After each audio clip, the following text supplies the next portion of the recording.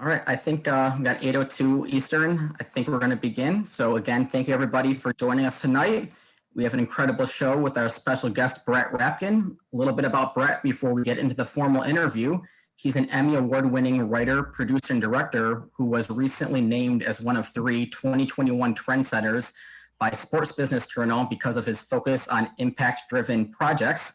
He is the CEO of Podium Pictures and has worked with partners such as HBO, the Los Angeles Dodgers, the NFL, and ESPN. Moderating tonight's interview is Noah Kozlov.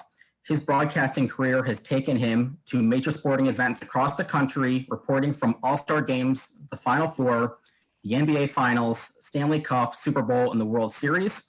He has hosted national radio and streaming programs and continues to serve as a college basketball and football play-by-play announcer for a stadium.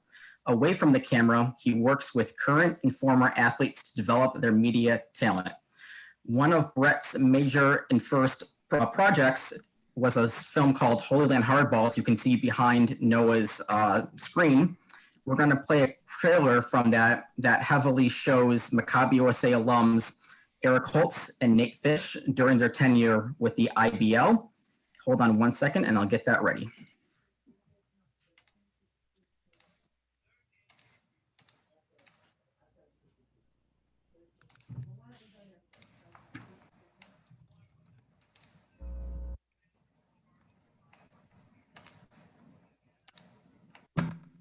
This summer, we are starting a new league, a league in Israel. The challenge in Boston was to bring a World Series championship because they hadn't had one in 85 years. They haven't had baseball in Israel in over 5,000. People don't understand the rules. People don't know what is baseball. משחק מאוד יהודי. יש הרבה מאוד חוקים, החוקים מאוד מסובכים, זה מזכיר לך קצת את התלמוד. So many times people have tried to develop in Israel different sports and fail. Baseball in Israel? Good luck. Well, except for players, fields, and fans, we've got everything all set. The question, of course, why a guy in the bakery business decides he's going to create the Israel Baseball Leagues. People make the argument that baseball can never work there because the culture is very impatient and baseball is just the opposite. That's exactly why I think they are going to learn to love it. We got some young ball players and we got some veteran players. They vary in age from 17 to 48. Once you become a father, you become selfless. Doing something like this is selfish. How do I ask a man to choose between his dream and his life as it is? So I understand that you are a Jew and you are not even close today. No. Okay. When I was 11 years old, I went to a church, and the preacher, he told me that God told him that I was going to play baseball in front of his people.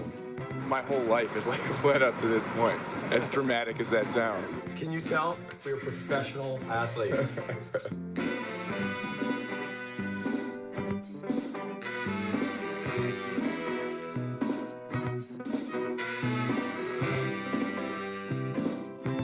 How fearful are you that you could end up being called a colossal failure?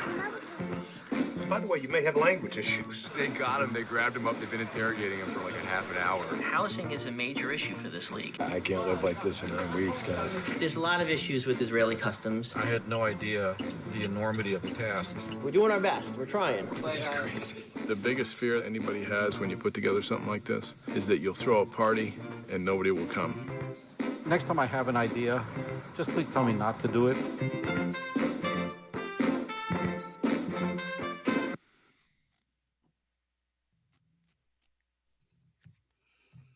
Israel Baseball League lasted one summer, but the tradition of baseball in Israel lives on, which I'm sure we'll talk about tonight. Yeah, so Brett, as you watch that trailer, I'm sure it's been a while to bring back certain emotions and even maybe some nerves shooting that project. Yeah, it was an adventure. I'm looking at it now. It's like our production value's gone up a lot at Podium Pictures, which didn't even exist at that time. But yeah, I mean, that was a project where I read an article in the New York Times about how Larry Barris, the bagel guy that you see in the film, had started to recruit some executives. Like he just called anybody he thought would like look good on paper and would be interested. So a lot of it was, you know, the former ambassador to Israel. How funny is that with your dad jamming his hams in the jubes? Yeah, I think everybody else just needs to go on mute. That's what makes him special. Yeah, if you could, everybody can mute themselves who's not speaking. There we go. Where was I? Yeah. that he was calling anybody and everybody who might be interested and might look good on paper. Yeah, including he had recruited Dan Duquette because Larry Barris, the founder of the league and the guy with the idea, is a Boston guy, he's a Brookline guy. So Dan Duquette was, the former Red Sox general manager as well as the Expos, and so he reached out to Dan. At that point, Dan Duquette was really not involved in professional baseball at all. I mean, he was running a camp in the Berkshires that you see in the trailer. But yeah, I mean, we just made it. We figured out how to make it happen. I borrowed cameras and, figured out how to get to Israel and built a lot of great relationships and then a lot of great things. I mean, after the film came out, Dan Duquette ended up becoming the GM of the Baltimore Orioles and having this complete resurgence. So I sat with Dan in the GM box at Camden Yards one night and watched a game, and it was a really special experience. So as you're sitting in that box, and I want to get into the more on to the story about you being in Israel during that time, but as you're sitting in the box with Dan Duquette at Camden Yards watching his Orioles, did you guys ever laugh about, hey, about like a year and a half ago, there was a 73-year-old rabbi trying out for this baseball league that you were a part of? Yeah, I mean, and not only did he get the job with the Orioles, but they became a winning team again. I think they might have even won 100 games once or twice while he was, helping to run the team. But yeah, Dan's a great guy and was very supportive of the film, and yeah, was happy to see it. What's the story that you'll always be telling about the experience that you had in Israel? Well, I went twice, once for the tryout they had, and then again for the week or so around opening day. It's kind of coming back to me now thinking about it. PBS aired the opening day first ever inaugural game on like many PBS affiliates. So the night of the first game of the Israel Baseball League, I flew back from Israel to New York where I was living with videotapes. It would all be digital today, but it was actual big, I think, digibeta tapes of the game, and got off the plane and went immediately to PBS's offices in New York and dropped them off, and they cut it together and aired it, a few days later. Another funny story is just, when you're a documentary filmmaker, especially early in your career, you just have to be resourceful. And I was taking a cinematography class at NYU, kind of NYU extension cinematography class, just to learn more about cameras. And they lent everybody a camera for them to go around the neighborhood in Washington Square Park and film people in the park and play with the camera. And I ended up taking the camera to Israel and shot like half this film on it, and then brought it back to NYU and returned it. And they were never the wiser. Gotta be resourceful. Yeah. Good thing that didn't get stuck in customs like all those bats did. Yeah, they had a lot. I mean, the league, it's a fascinating story, man. I almost wish somebody would write a book about it, or would have. It was just based on a dream and a vision, and you got to give it to Larry Barris, who was able to make it a reality. There was a lot of talk about waiting another year and doing it the following summer, which would have been the summer of 2008. But in terms of, we're grateful they did it when they did, because it made for a lot of drama and comedy. And my partner on the project, Eric Keston, was amazing, and couldn't have done it without him either. As it was unfolding, and I'd suggest anybody go and watch it. If you got Amazon Prime, you can go watch it for free on Amazon Video. Just search Holy Land Hardball and watch it wherever you can. As it's unfolding, were you deep down thinking at all that this might actually not get pulled off? Yeah, I mean, just the way that we structured the film. I always say that when you're doing these documentaries, especially ones that are unfolding in real time, because a lot of times, I did something about a biography of Rod Stewart, and we got some original footage, not just his interview, but some behind the scenes at Boardwalk Hall when he was performing. And that's a good example of a film where, like, the story, at least to that point, was already told. It was just kind of retelling it. But something like Holy Land Hardball and the way Weight of Gold ended up unfolding as well, things are happening. You don't know what's going to happen. So I always tell people that you want to start out with a destination in mind, but then be completely open to that not happening. And, so we structured Holy Land Hardball as, can they somehow get opening day in the books? And so that's how the film ends. It's just with the first pitch, and then you cut to black, Sopranos style. Mm-hmm. Right. There had to be some emotions involved for you as this whole thing was unfolding too, I'm sure.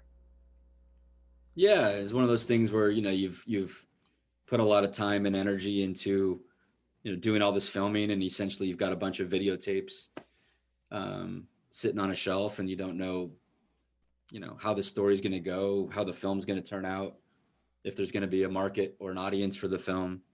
So yeah, it was incredibly rewarding to cut it and then premiere it at Silver Docs, which is a great documentary festival in Silver Spring, Maryland, AFI Silver Docs. And then we did this whole Jewish Film Festival circuit, which is really unique. The Jewish Film Festival circuit, I'm sure obviously a lot of it's been virtual this year, but all over the country and even abroad, they've got these Jewish film festivals that take really good care of the filmmakers. They bring you in and give you a chance to show your film to, an audience that really appreciates what you're doing. Yeah, what did this whole experience mean for you at that point in your career? I think it was just, a confidence builder that I could read a story in the New York Times and, be able to get the right people and resources on board and then bring it all the way to the finish line. And the finish line, is not getting the film done. The finish line is not, premiering at a film festival. It's making sure an audience gets to see it. And, that experience of doing a few of these independent projects that were made without a safety net, has really given me and our team at Podium Pictures a chance to learn about how we can build that safety net, because no filmmaker wants to spend years on making something, and these things aren't inexpensive to do, and then not have a plan B if you don't get into Sundance and get acquired by Universal Studios, because that doesn't happen all that often. Can you detail that process? I think it's pretty interesting, from finishing a film to film festival to getting it seen by a larger audience. Yeah, I mean, if you make something independently, it basically means that you've made it without a distributor paying for it in advance. And that's how many films are made, both documentaries and scripted, and with and without stars. We did a scripted film a few years ago that I directed with Josh Duhamel from Transformers and Sterling K. Brown, who's on This Is Us. And it was made totally independently. But yeah, generally, I mean, the traditional kind of playbook is that you get your film to a certain point, and then you try to get into Sundance, because Sundance is in January and it kind of kicks off the festival schedule. And then you have South by Southwest Film Festival is in March in Austin, Texas, another great festival. And then you've got Tribeca's in, I think, May in New York. You've got Toronto. There's say half a dozen festivals where buyers actually come and are looking to buy films. So you'll have like 20,000 films literally that apply to Sundance. And I think 150 or so get in. And of those 150, I was actually having this conversation with my mom recently, because she watched a lot of Sundance films virtually this year. They put together a nice platform. A lot of those films already have distribution. The fact that you're at Sundance doesn't mean you don't have distribution at that point, because you may have already gotten it. So, it's tough, and then everybody kind of waits. Oh, we didn't get in Sundance. And then the whole like caravan moves to, South by Southwest or whatever the next festival is. And, but it's a tough model, because even if you get into Sundance, there's no guarantees you're going to have a successful screening. There's no guarantees that there's going to be an offer on your film.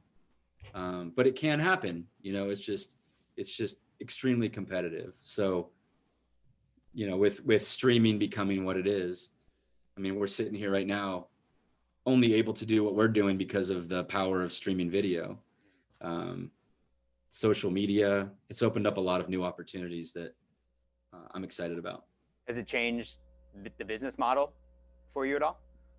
Yeah, I think so. I mean, we certainly have certain projects where, either the numbers or the talent necessitate that. Weight of Gold's a good example. Like, that was a project that was definitely designed to get to end up somewhere like HBO, where it did. But other projects, we're really excited about just putting out on different, streaming services and having more control and keeping some of the marketing in-house and having more control over it. You mentioned Weight of Gold, and if folks haven't seen that, you can watch it on HBO. It's really an eye-opening film from Brett, and it's all about the mental health challenges of Olympians, and Michael Phelps is at the center of it. And I've watched the film and have kind of gone down a further rabbit hole and what Michael Phelps and other Olympians have dealt with. As you were doing that project, because when most folks watch a project, they're looking at the people who are on the screen, not really how it impacts the folks who are producing and directing it. It's so heavy, and there's so much to take in every moment of Weight of Gold. How did it impact you specifically? Yeah, I mean, the project started with an interview with Stephen Holcomb, and he was the active current captain of the Olympic bobsled team. And he was getting ready for his, I want to say, third Olympics, maybe fourth, but I think third. And all we ever planned to do was a short film about him. And he had survived a suicide attempt in 2007 and gone on to win a gold medal in 2010. So it was really just meant to be this very, a short film, very redemptive, and a happy ending. And so we did a big shoot in Santa Monica. We had a mutual eye doctor who introduced us. And 12 days after the filming, I got a call that he had passed away. Stephen had passed away at the Olympic Training Center in Lake Placid, New York. And so, I really felt a sense of responsibility to do something with the footage. I mean, it just didn't feel right to have this Eric Holtz in the house. It didn't feel right to have this final interview with someone, or one of the very final interviews, and not make sure it was seen. So once I started to learn that post-Olympic depression was so prevalent, I mean, it's shocking how many Olympians deal with it. Luckily, we were able to expand the story, and Stephen's interview was able to get edited side by side along with Michael Phelps and Apollo Ono and Shaun White and Bodie Miller and Lolo Jones and Sasha Cohen and all these other incredible Olympians. So I feel, most of all grateful we were able to, that Stephen's interview and his passing was not in vain, so to speak. And as I recognize Eric, who was with you on Holy Land Hardball, and we'll get back to that, and maybe we'll get a question in for Eric as well. The impact-driven films now that come from Weight of Gold, is it more fulfilling in a way? No question. Yeah. I mean, even along the way doing Weight of Gold, it was, these, the cameramen you tend to hire to do the interviews, like they're mercenaries, like 6 or 7 days a week, these guys are like loading their gear in a Suburban and going to a location to shoot an interview. They pack it up, all the lights, the cameras, and they do it again. And we would do these interviews with these athletes about this subject matter, and the film crews would say, "Thank you for doing this," and that meant something, and it sunk in, and that's been the process the whole way. I mean, we did a shoot with Phelps in Arizona, and someone who was within earshot came up and thanked us for what we were doing and talking about the subject matter, and said that their daughter was dealing with mental health challenges. And I mean, just this morning I went somewhere and someone thanked me for doing the film as well. So yeah, it's incredibly fulfilling and important. So how do you make sure that it's not a one-off, that the responsibility that you might feel now to continue that conversation? Well, I think continuing the mental health conversation is a huge priority, but I think there's so many issues that we're dealing with as a culture, as a country, as a world, from mental health and wellness to climate change to the political divisiveness. And it turns out that sports is an amazing lens through which to tell a story. I mean, Holy Land Hardball was on one hand completely about baseball, but it was also about families and friendship and sacrifice and so many other things. And then the other thing is that elite athletes have such an incredible platform.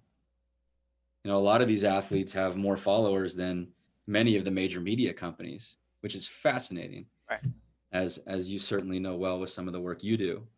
But they become their own media companies.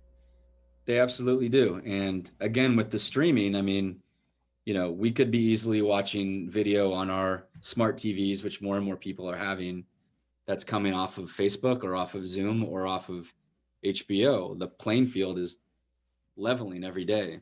Now, HBO is an amazing partner, and they bring a lot of other resources, including an incredible marketing department and a lot of reach. But like I said before, certain projects aren't necessarily going to end up on a huge platform like that. So I think the first step to answer your question is just us deciding that this is who we are and what we want to be. And it's hard not to get distracted by shiny objects, so to speak, of different sort of projects, but really just trying to build the right team and find like-minded people and projects that fit this niche. But we're excited about it. Is there room for both? Both what? To be able to do the impact-driven projects, and you said sometimes it's hard not to get distracted by a shiny object, but if that shiny object is there, can you do both? Yeah, I mean, I hope that more and more the shiny object becomes the thing that also fits into our wheelhouse. And, by wheelhouse, I mean, not just making films that have a story that's impactful, not just having people involved who have a platform, whether it's Michael Phelps or what have you, but also doing impact campaigns where we do events, where there's calls to action. I mean, one of the things with Weight of Gold that I'm most proud of is it led to institutional change at the U.S. Olympic Committee. Within 60 days after the film coming out, millions of dollars were raised and have been utilized to hire more people to help with specifically mental health for the athletes. So, we believe in the power of an important story well told, and think that these projects can be rocket fuel for important conversations. And we're not the only ones doing it, but as far as I know, we're the only ones focused on doing it through the power of sports and athletes. On that note, I'm going to take a question from Adam in the chat. It says, Brett, given that you've filmed projects both about Olympic athletes and professional athletes, what would you say are the main similarities and differences in terms of their mental health issues? Yeah, I mean, the first thing that comes to mind is just, one of the things we're looking to do now is to take what we did with Weight of Gold, which is a deep dive into a specific sports world, the Olympics, and do it in other sports, whether it's pro basketball or the NFL or what have you. So, what's unique about the Olympians? Two things come to mind. One is the financials. Most Olympians don't make any money. which a lot of people don't realize, including me. I mean, I've done other stuff with Olympians, but I assumed that when you go to opening ceremonies, if you're an Olympian, that everybody was making at least like $100,000. But that's not the case. A lot of the Olympians are actually losing money, which is a shame and something that I hope evolves. But it's an interesting system with the way that the funding is secured and spent. The other thing is the every 4 years. If you're LeBron and you lose in Game 7 of the finals, you go to Cabo for a week and then you get back in the gym, and I don't even know that he skips a week. Eric Holtz would know. He knows people don't skip any time these days. But point being that LeBron gets back on the court really quickly. If you're an Olympian, you have to wait 4 years to do it again on that stage, which is extremely unique and I'm sure very stressful. Yeah, and some of those guys, it's for some of those Olympians, it's 40 seconds. I mean, you're out there, you're training your whole life for, or maybe it's 2.5 minutes around the track. You're a speed skater, just a few moments. And if you don't live up to what you have in your head, then you end up, in your head ends up getting filled with all sorts of other things. I see Eric up there. So Eric, if you want to unmute yourself, you can say hi to Brett. I don't know how long it's been for the two of you. And as you get ready now for the Olympics yourself with Team Israel, how's everyone feeling? Everybody's doing great. Brett, it really is. It's great to see you and great to see everybody here. One thing I wanted to point out to everybody, beyond the fact that Holy Land Hardball is just an incredibly done movie by Brett and Eric. Interesting to me that the three guys that really Brett and Eric chose to follow through that journey, fast forward 14 years later, we're still involved with Israel baseball. All three of the guys, myself obviously is the manager of Team Israel. Nate Fish is my assistant coach, and Dan Rutenberg is our head trainer. So, it's really kind of incredible to think back. We didn't know each other. We met during the filming and having Brett and Eric around. And 14 years later, we're still together, the three of us, and Brett and Eric kind of started that out for us. So, does Dan's kid know that he left like a week after the baby was born? Does he know that now? What's really funny about that, Noah? This past fall, I got to coach against Dan's son. I was coaching one of my own 13-year-old teams, and Root's son was on the other team, and we were talking trash about his father the whole game. That's amazing. This is the kid that was born. It must have been, because I think it was his first kid right before. It's crazy as a documentary filmmaker. Look, you're looking for things to happen that are dramatic and going to make for great scenes. You see Eric leaving his family and, his wife understandably having some mixed feelings about it, and I'm sure Eric did. You see Dan Rutenberg, leaving shortly after having his first kid. And you're saying to yourself, like, when the camera's off, like, I can't believe these guys are doing this. Let's shoot it. So that's amazing. Eric, do you have any specific memories of being with Brett in Israel? Just like on, whether it was on camera or off? Noah, for me, I think a lot more of my memories with Brett. Brett actually came to my house, a couple of the scenes in there. Again, for me, looking at Holy Land Hardball once in a while now, it's kind of like, looking at an old bar mitzvah album, it's crazy. I just became a grandfather a month ago. My oldest son was 12, who just had the baby. It's crazy. It's crazy looking back. But Brett and I spent a bunch of time together here. Once we got to Israel, his schedule was crazy, and then he had like 120 guys and different venues he had to be at. So we spent probably more time here than we did there. So what can you tell us about your squad and getting ready for Tokyo? A lot of excitement with Tokyo.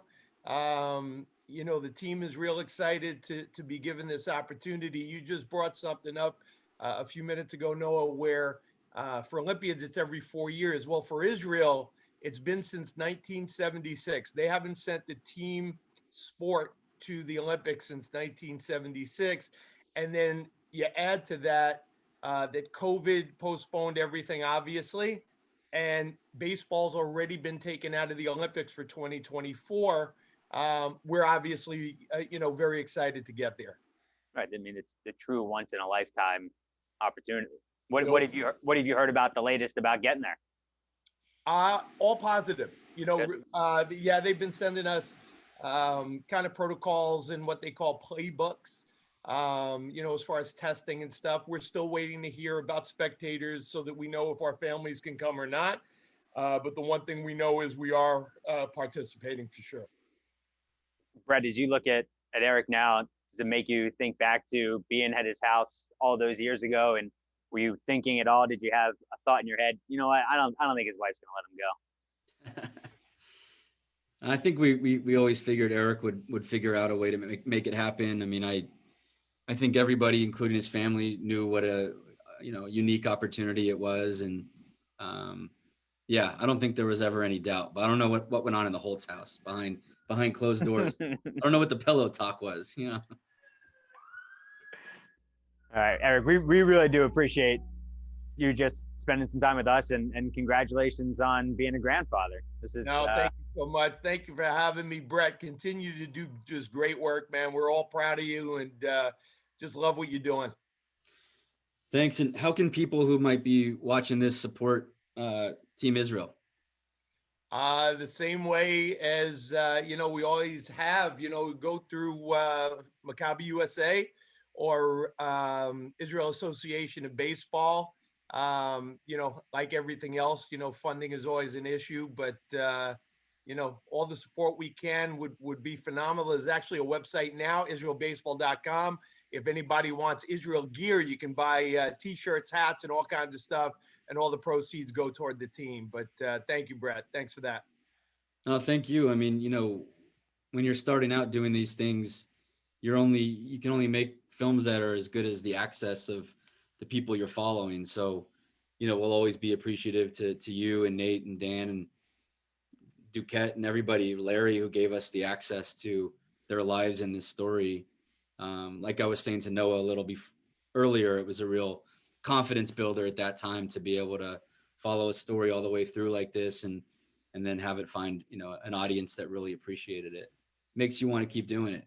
And we always appreciated you because you know what, even though you were a really, really young man back then, you and Eric really knew what you were doing. You knew what you wanted to do. You had, this was such a crazy project to take on.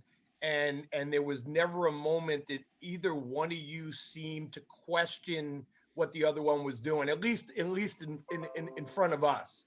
You always seem to handle yourself real well, and just great to see you having all this, the success that you're having now. No, thanks. And yeah, I mean, I've had different kinds of collaborative partnerships with a lot of different people, and some are better than others, but that's one of the ones that really, really worked. It was just a real complementary fit with different skill sets and personalities. And we're always trying to find more stuff to do together.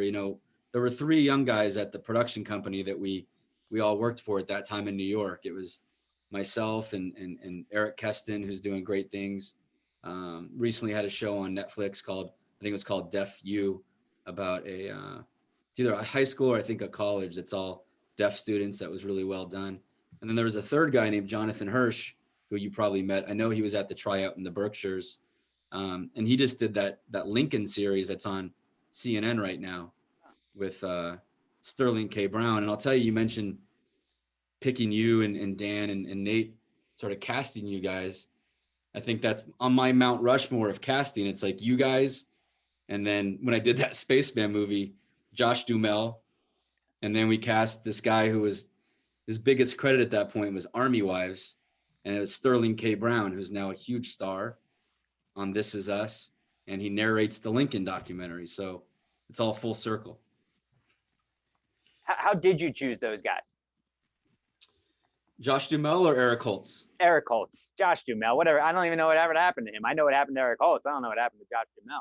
I'll tell you, Josh Duhamel right now is in the Dominican Republic filming a movie with J-Lo that he got because it was supposed to be Army Hammer originally, but they made a change.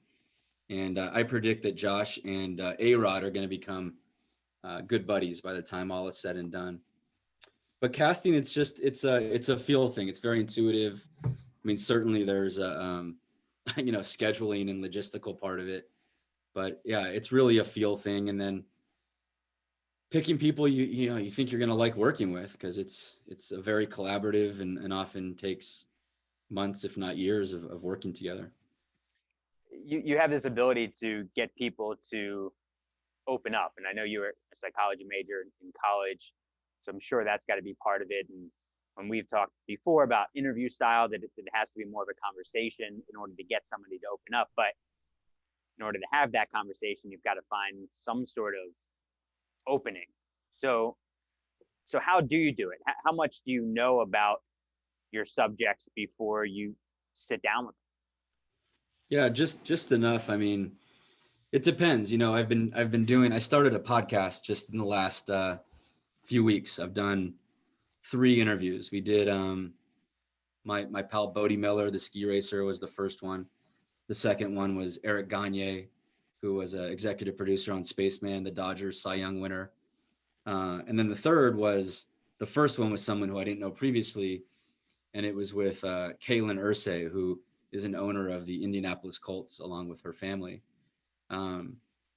With the podcast, I've been trying to really go into it with just a few benchmarks of what I want to talk about and what I know they want to talk about, and letting it be pretty freestyle. When I'm doing the documentaries, I've usually, especially once I kind of get into the middle of it, I know like kind of what the story's starting to shape up. So I try to hit certain bullet points so that I have a soundbite from each interview subject about each subject to use if we need to. But a lot of it's the casting, I mean, if you pick the right people and you turn the camera on and give them a chance to talk, they're going to give you great stuff. And then sometimes it's asking the right follow-up question.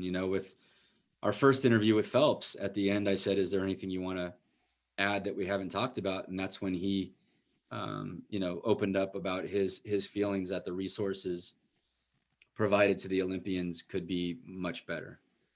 And I wouldn't have gotten that if I didn't ask him at the end if there's something he wanted to add. Yeah, but it's a real art, and it's also just something so human about it, to be able to connect with people over conversation, because these days so much is done over text, and I'm sure you get a ton of emails and people reaching out, how do I get into the business, how do I do this, and I get the same thing. And I often find that so many of the people I speak to, now it makes me feel old, but the younger generation, they just don't know how to connect through a conversation, and they're not thinking about what you're saying. They're just already thinking about what the next thing they're going to say is. Yeah, absolutely. It's a lost art. And one of the reasons that I started the podcast, which I have no expectation or goal that it's going to generate money or be heard by a lot of people necessarily, was just as a way to connect with people. Because when I do interviews for documentaries, especially at the production level that we, achieve now and need to achieve for clients like HBO, you got to find a location. A lot of times it's like a nice hotel suite. I've got to hire a crew, the lights, everything I was talking about before. It's a whole production, literally. With the podcast, you just kind of log on. I mean, at some point, maybe we'll start doing them in person, but we started the podcast in COVID, so it's never even been a thought. But it's just so easy. You log on like this, essentially. We haven't been recording video. We might at some point. You have a conversation. You get to connect with people. Sometimes they're people that I want to just get to know. And then you have the ability to share that conversation with other people that might find it interesting. I love the kind of low barrier to entry of the podcasting stuff. It's really cool. What's the podcast called? It's called the Podium Podcast. Okay. And it's really just designed to have conversations with people in sports, in philanthropy, and in media. So kind of some people hit all three of those things. Some people hit one, but that's the space that we want to really occupy. So yeah, it's been a lot of fun. And folks can find that on Apple, Spotify, wherever you get your podcasts. Yeah, it just hit all those different channels. That's another really cool thing about podcasting, and as you know, and I hope it stays this way, is it's pretty open source. You don't need a gatekeeper to say, you qualify to have your podcast heard. Barry Kleiman, it's called the Podium Podcast. The Podium Podcast, and you see it on Apple. Make sure you subscribe, rate, review. It all helps. You can follow it on Spotify. It'll help. It'll help. Leave a rating and review. I'm looking forward to checking it out. I remember seeing Eric Gagne, I think it was 2012. I think it was 2012 World Baseball Classic qualifiers. I was doing play-by-play for MLB Network, and Israel was there, and they were the best team. And then they ended up losing to Spain. This is World Baseball Classic qualifiers, and Gagne was the closer for France. He hadn't pitched in a while, and then all of a sudden, here comes Eric Gagne out there, and a bunch of guys from France who, to be honest, didn't look like they had ever picked up a bat and glove. Yeah, the reason that I thought that he might want to get involved with our Spaceman film, I did 2 films about Bill Lee, the Spaceman. I did a documentary. It was basically the first thing I ever did. And then I did a feature film with Josh and Sterling and Eric Gagne was an executive producer and actually helped fund it. And the reason I thought he might be interested, I didn't know him. I reached out cold to Scott Boris's office, who repped Eric during his career, was that he was from Montreal, where the story takes place, because it's about kind of Bill Lee's exit from the Expos and the aftermath of that. And then also I knew Eric was still trying to extend his career, which Bill Lee, did and still does into his 70s now, which is crazy. A question from Steve about that. What were some of your favorite memories from Cuba when you filmed the Spaceman documentary? We did that shoot the way that like a 22-year-old would do a shoot, which is we shot during the day and then we went out at night. I could never do that today, but it was a miracle we got in. All I ever planned on doing was producing it and just sitting back and hiring a director and learning. But to his credit, my partner on that project, Josh Dixon, said, "Why don't you just direct it?" And I did. That was an incredible trip with a great group of guys. And we did that before, the Cuba thing keeps kind of changing with different administrations, but that trip was certainly during a time where it wasn't easy. And we ended up getting a call. I got a call from a guy a few years later, and he's like, "Hey, this is Chris Meyer. I work with the Farrelly brothers, and we're trying to go to Cuba to do this Louis Tiant documentary. We can't get in. How the F did you do it?" And I was like, "Talk to so-and-so." And they did. They got in, and they made their Louis Tiant film, and they sold it to ESPN. And then years later, I was at a bar in Santa Monica, and Peter Farrelly, who's a well-known comedy director, along with his brother, they're the Farrelly brothers, was there. And I said to the bartender, my brother Scott was there, I said, "Send him over a mojito," which is a Cuban drink, "and tell him it's from the guy that got him into Cuba." And he came over and we had a great conversation. Yeah. That's funny. At what point did all of this become a dream for you? It's a great question. I think the moment it clicked for me, I studied abroad in Florence, and to my parents' credit, hopefully they're listening. They gave me the opportunity to go study abroad in Florence, Italy, for a semester. I went to the University of Arizona, but spent that semester there. And I took some video production and film classes.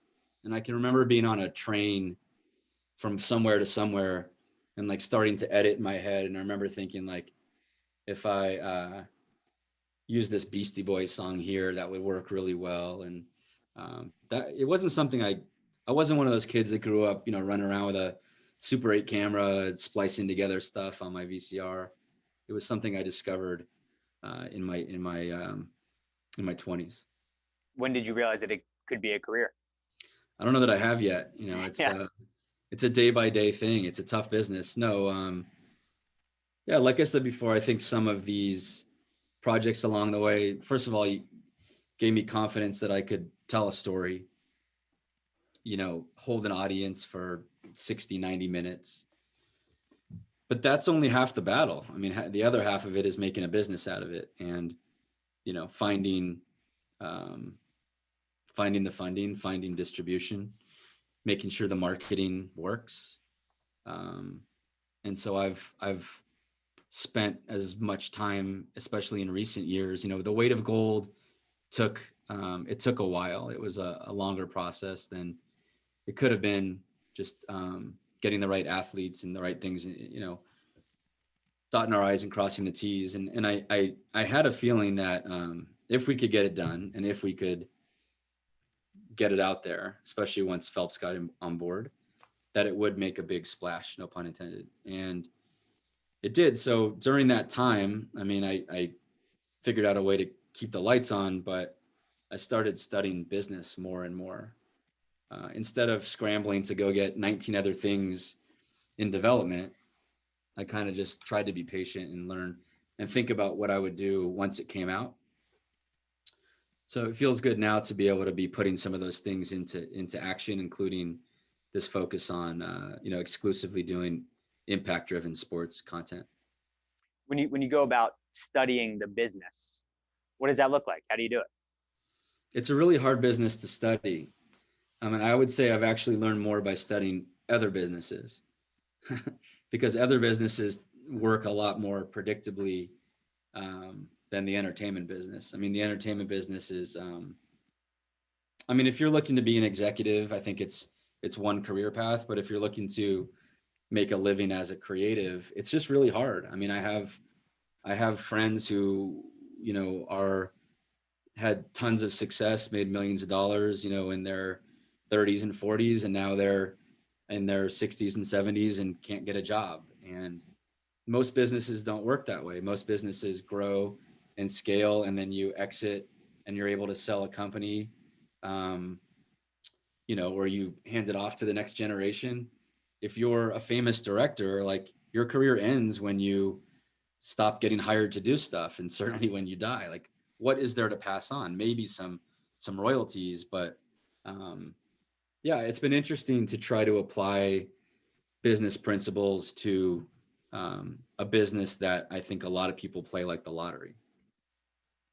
You mentioned unpredictability, and that's something that I think these days folks are just dealing with more and more on any given day. But as you have dealt with it for so long in this business, can you think back to one of the first instances where, as being a young filmmaker, that you got thrown that curveball and you thought, man, like, how am I ever going to recover from that?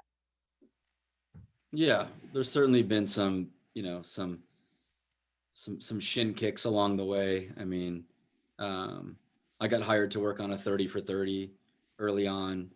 I won't say which one, but I ended up getting fired from it for reasons that were not really in my control, and that was really disappointing. Sometimes you come up with ideas and they don't connect. The movie Spaceman I was talking about before, how do you define success for yourself, right? Like, that project started out as really just wanting to have the experience of making a scripted feature film and coming to the conclusion that, like, no studio was going to finance that. Like, and finally we just decided to take the funds that we had and we were going to make a movie. And I didn't know who was going to play the lead. It was going to be my dad if that was what needed to happen. But I was going to take my script. I was going to hire actors.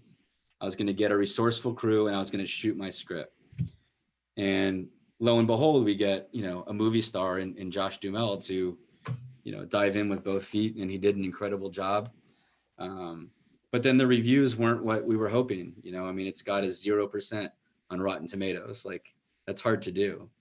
It only got 8 reviews, and I probably shouldn't even talk about it. But I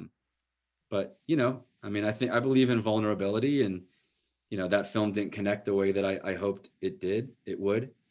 But you know what? I guess you get back up and just keep taking hacks, right? Yeah. But again, how do you define success? That movie got internationally released. It was in 15 cities across the country in theaters. It played at film festivals. It made money. How do you I could choose to look at that as a success or not. It's all relative. Right. Or you could take parts of it that you can look at it as, okay, this was not the grand success in general, but there were parts of it that were really successful that have allowed you to go on and do other things because of those successful parts. For sure. Everything leads to something else, and the skills and experience and confidence. And we live in such an achievement-based culture. The ends have to justify the means, but all we really have is the means. One thing you learn doing these films is it's incredible to have a red carpet premiere. With Spaceman, like Josh and his wife at that time, Fergie, are on the red carpet. We're taking pictures. It was incredible. But that was like one moment. It wasn't all for that. It was for everything else before and since. I emailed with Josh today. Like, I got a new friend out of that experience. So like the red carpet premiere is not what it's all about. It's not about the reviews. It's about the whole thing, so I hope everybody, including myself, can enjoy the journey, right? Yeah. I get asked those questions a lot about being here, being there at different events, and do you ever just get lost in it? And that's the thing is no, that you always do take that step back and make sure that you are enjoying the moments. The question from Adam says, what factors do you consider when choosing to pursue a project? I think it's something that has to speak to me. With a lot of these projects, I just start to see it. There's a vision that starts to come about. And then, frankly, it is a business. So it's got to be something that one way or another, I feel and my team feels that we can get funding for. And that's going to have an audience. One of the things that we're starting to do now that I'm really excited about is setting ourselves up in a way so that we can work with philanthropists or foundations to do some of these projects. So not everything has to be a for-profit endeavor. Why can't we just tell certain stories because they're important to tell, and it's not about selling it at Sundance at a profit? At the end of the day, it's art, and it's arguably the most powerful form of art. You're combining writing and music and performances and editing. It's incredible. We've all had that moment where we walk out of a theater, or these days when we turn off Netflix, and our lives are changed forever because of it. What are you watching now? Right now I'm watching you. Thanks, buddy. What am I watching now? There's a debate in my house about the Woody Allen HBO documentary series. Okay. So we're negotiating terms on how and how we'll watch that, and what preconceived notions we're bringing to the experience. I loved Judas and the Black Messiah. I thought was really powerful recently. A new movie about the Black Panthers, for people that haven't seen that. Selfishly, I feel bad for the filmmakers who made all these movies for Warner Brothers that are not getting a theatrical release or a proper one, so to speak. They're going directly to HBO Max. But as a viewer, I'm really happy to, I'm grateful to have first run movies that are hitting my living room, so to speak. There's a lot of great movies this year. I loved Ma Rainey. I thought was fantastic. I'm sure I'll think of more. How about you? Are you able to watch and enjoy without having that critical eye? Yes and no. I mean, I think that's what the best movies do is they somehow have that magic of making you forget you're watching a movie. Mm-hmm. You know, you sit there and like you forget that it's Chadwick Boseman playing Jackie Robinson. You know, and especially the actors that are stars, it's even harder for them to do that. But you know, and sometimes I think it's easier to watch something where the actors are not necessarily as well known because it's easier to forget that they're playing a role. But yeah, I try to like watch things twice, like once just for the story, and then a second time I pay more attention to the editing. And there's so many talented artists and technicians in that want to do movies and do TV. And you know, another benefit of finding creative ways to do things is just to put more of those people to work, because unfortunately there's less traditional opportunities than there are people who want to and are qualified to do them. I think we got time for one more from the chat from Jeffrey. He says, did you want to be a Major League Baseball player? Did you try out for the baseball team at University of Arizona? And did you ever have contact with Sandy Koufax? And did you ever read the books and stories written by George Plimpton? So if you want 1, 2, 3, and 4, you can take them in order. If you forget any of them, let's do let it. me know. Speed round. Okay, so did you ever want to be a Major League Baseball player? In theory, yes, but when I topped out at 5'7" with not great foot speed in the San Fernando Valley, it was clear that was not going to happen pretty early on. But I still played varsity through high school in a very competitive environment, and my brother also played at the same high school, Granada Hills High School, with Ryan Braun as his teammate. All right, I'm gonna do a 1A here then. When you're filming Holy Land Hardball, did you ever think I could play with these guys? Oh, I could have been a starter on any of the Israel Baseball League teams. Like, yeah, for sure. I've got my glove right here. I'm ready. It's funny with the Israel Baseball League. I mean, it started out largely as like recruiting a bunch of yeshiva kids, and then then it evolved into like bringing kids over from the Dominican who were like Vladimir Guerrero's brother. Yeah, it was awesome. As soon as I saw that tryout happening in Dominican, I think, yeah, this league's gonna go in a little different direction. Yeah, it shifted. So you did not try out for the team at Arizona? No, I did not. Okay. At that point, I was ready to explore other interests, including, as my uncle would say, wine, women, and song. Yeah, well, the University of Arizona is good for that. So then quickly, any contact with Sandy Koufax? Ever read the books and stories by George Plimpton? Not Plimpton, but I will. The Koufax story is great. I did the Dodger Network hired us to do a history of Dodgertown, Vero Beach documentary a few years back. And they gave us some archival footage and, a budget, and said, go after it, have at it. So I went to Vero Beach.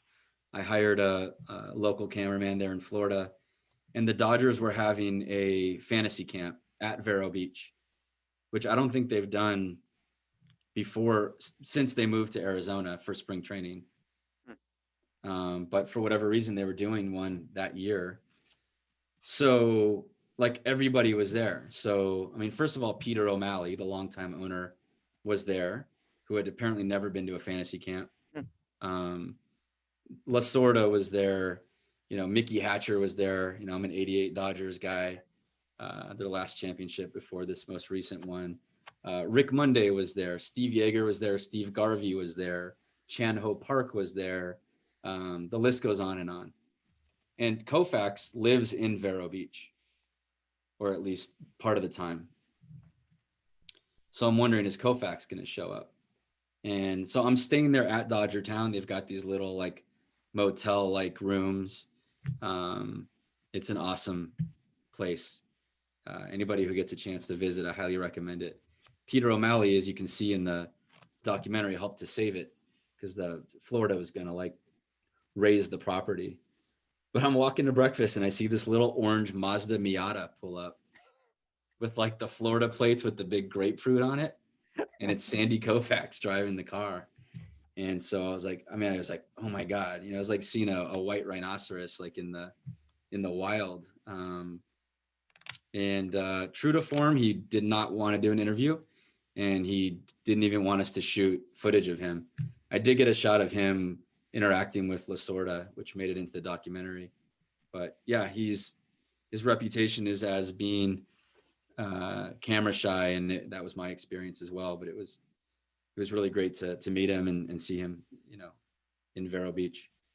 All right. So aside from folks going to HBO, watching Weight of Gold, making sure they're checking out Holy Land Hardball, the podcast, the Podium Podcast, going to Apple Podcasts and subscribing, rating, reviewing, all that. Anything else that you want to make sure that folks watching tonight and when they watch this on demand are checking out? Yeah, I mean, I'd say definitely support Team Israel in the Olympics. That'll be really awesome to follow. And, you know, for those guys, I'm sure this delay of a year was really tough. I know they worked really hard to get there and had to win some prelim games. So that'll be neat to see. You know, and then if people have passion projects or missions that they're involved with, you know, philanthropically, and they think that there's a great story that can be told through the power of sports, then, you know, feel free to reach out through our website, podiumpictures.com. And yeah, we'll keep the conversation going. Brett, I enjoyed it. Thanks a lot. Thank you. It was great. Thank you, everybody, for tuning in. Happy Purim.